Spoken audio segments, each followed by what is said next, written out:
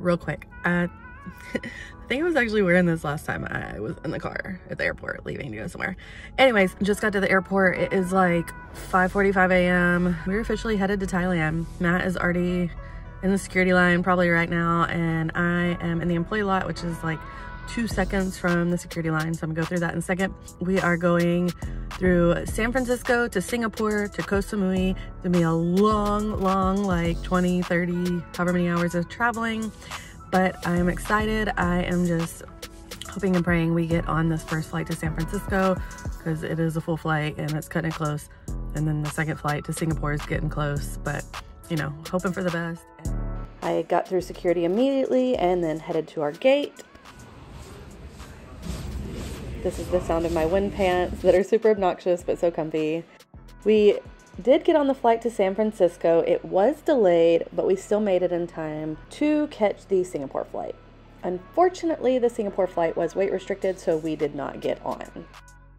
We headed to the observation deck to hang out, get some fresh air, while I stressed about what we were gonna do next.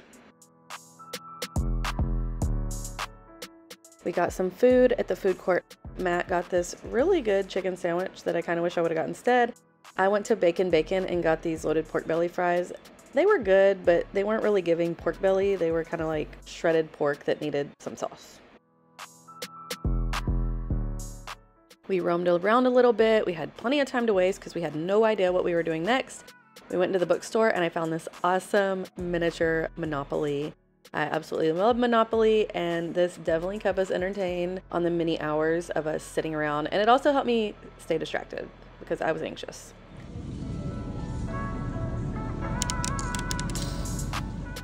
So here we are on our next flight to Seattle. We're passing by a few of the aircraft that I actually work, the ERJ-175. We had no intentions of going to Seattle. We never planned for Seattle, but this looked like it was the only way we were gonna get to Asia on time. I do love flying this route though, because you do get to see all the volcanoes and just the beauty of the Pacific Northwest. We got to Seattle about 1 a.m. our time, but we were pretty hungry from sitting around all day and stressing, so we headed straight to IHOP. These lemonberry ricotta crepes are the best thing ever, so you should definitely try them. And their buffalo chicken sandwich was actually pretty good too. The next morning, we headed back to the airport to hopefully catch a flight to Seoul. We got there pretty early because I never have to do regular security, so I don't know how long it takes. But we got through early. We actually got to go use my lounge access pass finally. I 10/10 recommend getting a credit card or some kind of access to lounges. It made this stressful and what would have been really miserable experience a lot better. In the lounges, you get free food, free alcohol. You can sit there for up to 3 hours, and usually there's multiple lounges in every airport. So if you spend your 3 hours in one and you still have 3 more hours to go find another lounge, hang out, grab you a drink, grab you some coffee, whatever. But definitely recommend, and I have some referral bonuses that I'll put in the description below where you can get one of those if you would like. It took us well over a day of traveling to get there after things did not go as planned, but we only spent money on that first meal because we ate at all the lounges. After we ate, we started another game of Monopoly that Matt will say that he won. He didn't actually win because we never finished, but I'm coming back for blood one day, next trip. Thankfully, we did end up getting cleared for the flight to Seoul. It did cost us about $600 more than it should have had we gotten on the original flight, but at this point, I did not even care. I just wanted to get there. We were in economy, but we had the entire back row to ourselves, nobody in the middle. You still get little free stuff when you go, travel kits, earplugs, slippers, and it honestly wasn't a bad setup. This flight was about 11 hours, I believe. And here I am just showing you how far we actually have to go. Not long after we got in the air, we were served our lunch. Matt got the chicken and rice. I got the pasta dish, which was an arancini. It was so good and probably my favorite thing I've had in economy class ever. It was delicious. And no international long-haul flight is complete without watching a movie or three. I started out with First Night because it's one of my favorite movies of all time. Before you know it, it was time for breakfast. We got this little egg breakfast sandwich and a side of fruit. I didn't eat the entire thing because I was still completely full from the lounge and lunch, but it was great. And here is an overview of the route we took on our third flight of the trip already, and we haven't even gotten there. The Seoul airport was absolutely beautiful. I wish we could have left, but we didn't have time. I immediately found the nearest Priority Pass lounge that I had access to. It was the Matina Lounge. It was very hot in there and it was pretty crowded, but I wasn't going to pass up the opportunity to check out a new lounge that I haven't been to and see what free food and drinks they had.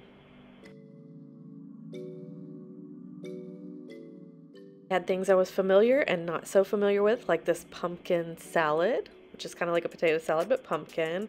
They had rice, meats, soups, and a bunch of other things that I was not familiar with. Some of them had descriptions that were pretty good, and then some were very generic, and I had no idea what I was even looking at. But I still did get a plate of random things that I thought I would like.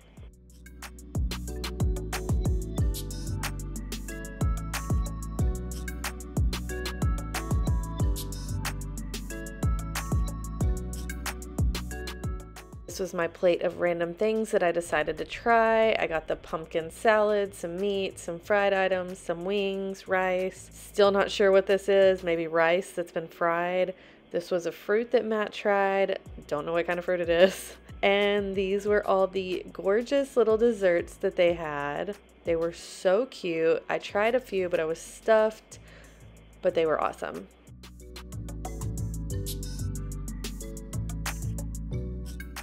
They also had little robots roaming around that you could sit your empty plates and drinks on. They were super cute and they all had little name tags.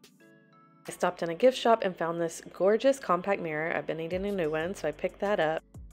Then it was time to catch our flight to Bangkok. This was another 5-hour flight. By this point, we were absolutely exhausted. We had already been traveling well over 24 hours, and I don't know if either of us have even slept. I cannot remember.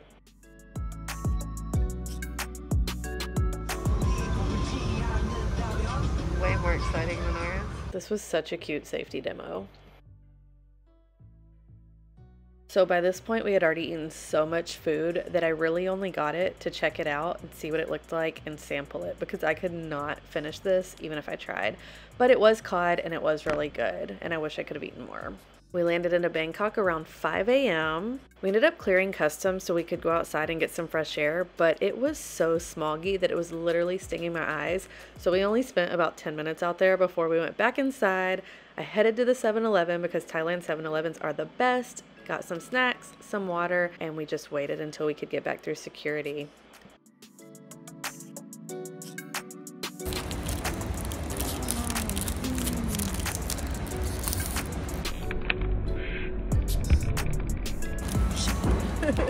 As you enter the main terminal in Bangkok, you were greeted by the twin giants. There's a red one and a green one.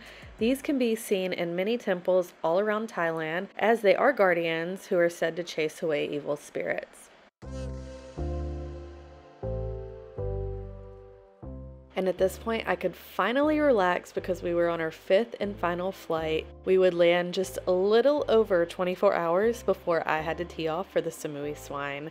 We definitely ended up cutting it way closer than I wanted, but either way, we got there on time. Even though this flight was less than an hour, we still got breakfast because pretty much everywhere in Asia, they're gonna feed you regardless of how long the flight was. And these barbecue banana chips were some of the best things I've ever had. So if anybody knows where to get anything similar, please drop it in the comments because I need more of these.